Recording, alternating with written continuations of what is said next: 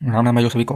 SBI clerk mains की जो expected date बताई जा रही है वो 25 फेब बताई जा रही है। तो टाइम है अभी आराम से हमारे पास। और सबसे पहली बात तो ये कि जो जो भी ये मान रहे हैं कि आप बॉर्डर पे हो, मतलब बिल्कुल बॉर्डर पे हो, आप क्वालिफाई कर भी सकते हो प्री और नहीं भी कर सकते हो। तो मैं बस यही कहूँगा कि आप प्रिपरेशन स्टार्ट कर दो मेंस की, क्योंकि रिजल्ट आने के बाद max to max 10 to 12 days रहेंगे। ये भी शायद मैं ज़्यादा बोल रहा हूँ। आपको बस सिर्फ 10 से 12 ही दिन मिलने वाले हैं रिजल्ट के आने के बाद। तो अगर आप अभी से स्टार्ट नहीं करोगे तो फिर जीए नहीं हो पाएगी। बाकी सारे सब्जेक्ट्स में भी आप लीड भी ले लो औरों से, बट जीए ही इम्पॉर्टेंट है मेंस के लिए। अगर मैं कहूँ तो जीए बहुत ज़्यादा इंपॉर्टेंट रोल प्ले करती है। अगर प्री जिनका भी निकला है, अगर मेंस नहीं निकल रही है उनकी, तो सिर्फ और सिर्फ एक रीज़न है, वो है जीए। तो बात करते हैं, पहले जीए की बात करते हैं। जीए में यह है कि अगर आप अभी भी डेली बेसिस पे स्टार्ट कर दो 1 जन से, कोई भी सोर्स उठा लो आप, मतलब किसी भी सोर्सेज से आप करो। अगर 1 जन से आप स्टार्ट कर दोगे करना, तो कोई भी सोर्स से करो, वो पिछली बातें भी रिपीट करवाएंगे। अगर फॉर एग्जांपल नासा से रिलेटेड कोई नई बात आई, या फिर नासा ने कुछ कुछ भी नई एक्सपेरिमेंट करी नासा ने, तो उनकी जो पिछली मिशंस हैं सारे, जो भी, वो भी टीचर आपको वो भी बताएंगे। वो सारे सोर्सेज पे बताते ही बताते हैं। मतलब इधर वो दिसंबर में हुई हो या फिर नवंबर में, अक्टूबर में, मतलब रिपीट होती ही होती है वो बातें। तो आपकी ये नहीं है कि बस सिर्फ अगर आप डेली बेसिस वाले करंट अफेयर्स कर रहे हो तो बस जैसे 11th जन की करी आपने, तो सिर्फ और सिर्फ 11th जन वाली ही करंट आपकी, या 10th जन वाले करंट ही कवर हो रहे हैं। वो पिछली बातें भी आपकी कवर करवाई जाएगी। तो अगर आपने अभी से भी स्टार्ट करी तो 1.5 महीने में आप काफ़ी लीड ले सकते हो जीए में। तो बस ये है। मेरी जो सोर्सेज हैं, अगर आप वीडियो देखते हो तो 2 बार देखा करो वीडियो, और साथ ही साथ नोट्स और पीडीएफ को तो एक बार तो गो थ्रू किया करो डेली वाले। मेरी जो सोर्स है वो है स्टडी IQ। यहाँ से मैं डेली वाली मैं 1 जन से ही कर रहा हूँ, और उससे पहले मैं अप टू दिसंबर 300 बेस्ट की चारों सेट, और साथ ही साथ बैंकिंग अवेयरनेस के नोट्स बना के कर रहा हूँ। और इसमें तो डेली वाले में स्टडी IQ में नोट्स भी हैंड रिटन ही मिल जाती है, वो PDF ही, तो इसमें नोट्स भी बनाने की ज़रूरत नहीं पड़ती, और काफ़ी सही है। बस ये है जीए की। ये मैंने बता दिया। या फिर आपको अगर वीकली आप कहीं और से करते हो अफेयर्स क्लाउड वगैरह से, तो आप वीकली भी कर सकते हो दिसंबर तक। बट जैन से मैं यही सजेस्ट करूँगा कि 1 जन से आप डेली बेसिस वाले करो, पिछली बातें भी रिवाइज होती रहेंगी, और एग्जाम टाइम में फिर आप दिसंबर तक अपने जो भी सोर्सेज हैं वहाँ से रिवाइज कर लेना। और जैन से तो आप डेली वाले करोगे, तो फिर उसके बाद मंथली अगर रिवाइज भी करोगे तो उसमें ज़्यादा टाइम टेकिंग वो नहीं होगी। नोट्स वगैरह आपको एडिशनल कुछ नोट डाउन करने की ज़रूरत नहीं पड़ेगी। ये है जीए की। और अब अगर क्वांट की मैं बात करूँ तो क्वांट की डेली टारगेट कर लो एक सेक्शनल देने की। और हो सकता है मे भी आप घर पे हो तो रिलैक्स होकर करो अभी, तो रिलैक्स होकर भी दोगे आप तो एनालिसिस के टाइम में आप ये देखना कि कौन कौन सा क्वेश्चन आप कर सकते थे, और मे भी टाइम की वजह से, क्योंकि आप धीरे कर रहे थे, काफ़ी स्लो थे, तो नहीं हुआ। और एक बात और है कि क्लरिकल लेवल की पेपर हमेशा क्वांट रीजनिंग और इंग्लिश तीनों की अगर बात करें तो क्वेश्चंस आपके पास सफिशिएंट क्वेश्चंस रहेंगे जो कि आपसे इजीली बनेंगे। मे भी एक सेक्शन कभी कभी टफ कर दे, तो उसमें भी अगर आप अच्छे से करो तो अप टू 20 स्कोर करना ज़्यादा मुश्किल नहीं है। अप टू 20 स्कोर हो सकती है। जैसे इस बार IBPS क्लर्क की मेंस दी हुई थी मैंने, तो रीजनिंग टफ करी थी उन्होंने, तो रीजनिंग में अप टू 20 तक ही, रीजनिंग टफ थी या क्वांट, रीजनिंग ही टफ थी, अप टू 20 मार्क्स तक के ही रीजनिंग अटैम्प्ट हो पा रहे थे मैक्सिमम के। लेकिन फिर ये भी रहती है कि अगर टफ है वो सेक्शन तो हर किसी के लिए टफ है, सिर्फ आपके लिए टफ नहीं है। और एक सेक्शन तो ईजी रहेगी, मतलब टाइम मैटर्स। मेंस में भी टाइम मैटर करेगी आपकी क्वांट और रीजनिंग में, मतलब टाइम की वजह से ही आप किसी से अगर लीड ले सकते हो, तो टाइम की वजह से ही 5 से 10 मार्क्स तक का आप लीड ले सकते हो क्वांट और रीजनिंग में। ये क्वांट का तो ये है कि एक सेक्शनल डेली डेली देनी है, एटलीस्ट एक तो देनी है, और एनालिसिस करनी है सही से। और सेक्शनल थोड़ी इजियर साइड पे भी मैं बोलूँगा रहती होगी, पता नहीं। तो जब तक रिजल्ट ना आ जाए प्री की, तब तक आप सेक्शनल लगा सकते हो।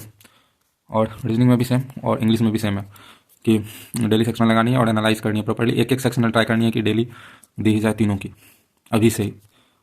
ये है। और मैं मार्क्स शेयर कर देता हूँ और मैं बताता हूँ, ये मतलब मैं बताना था तो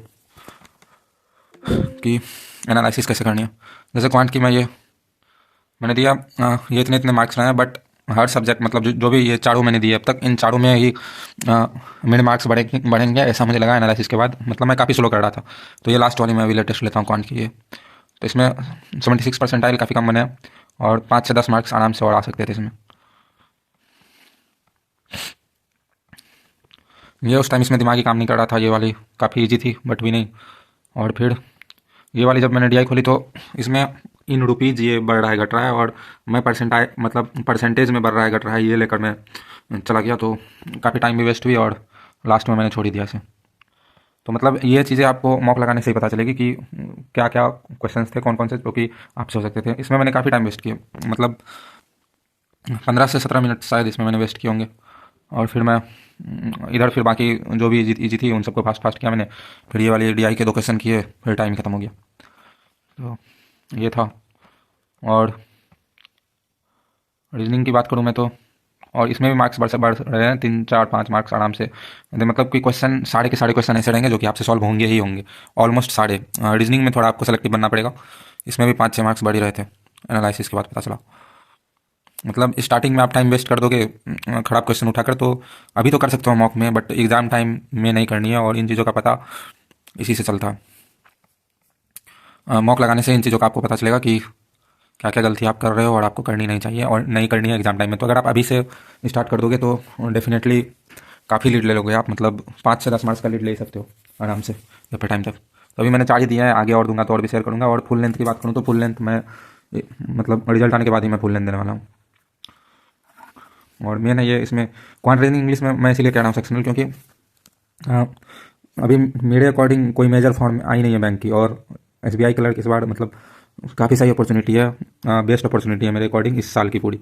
और पिछले साल की भी कहूँ तो इस बार बहुत सही, मतलब वैकेंसीज वगैरह हर चीज़ में देखा जाए तो SBI क्लर्क में इस बार सही है सब कुछ। तो ये है कि अब अगर हम लगे रहेंगे तो ही होगा, वरना अगर अभी जैसे अगर हमने छोड़ दिया कि अभी एग्ज़ाम में टाइम है, मतलब 1 1.5 महीने है, वो 1 1.5 महीने ही हैं।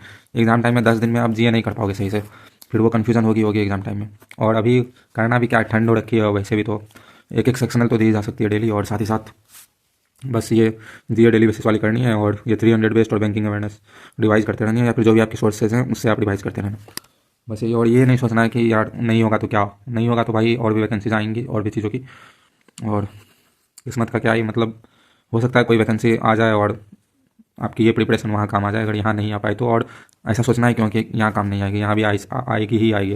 अगर आप खुद को बॉर्डर पे भी मानते हो तो आप ये मान के चलो कि आपकी सिलेक्शन होनी ही होनी है प्री में, बस ये। और कुछ लोग ये कटअप की बात कर रहे थे कि कटअप कम जा सकती है, भाई कटअप कम नहीं जाएगी, ज़्यादा भी नहीं होगी बट कम भी नहीं जाएगी, क्योंकि वैकेंसीज़ बढ़ी हैं तो जिन्होंने अप्लाई की हैं वे कैंडिडेट्स भी बढ़े हैं, और 15 16 लाख बच्चों ने फॉर्म भरा है। तो ये ऐसा नहीं है कि मे भी इसमें से कुछ लोगों ने ट्राई किया होगा कि, या फिर SSC वाले होंगे कुछ लोग, तो वो भी भाई मॉक वगैरह लगा कर अगर गए होंगे, तो कंपटीशन तो है भाई, तगड़ी कंपटीशन है।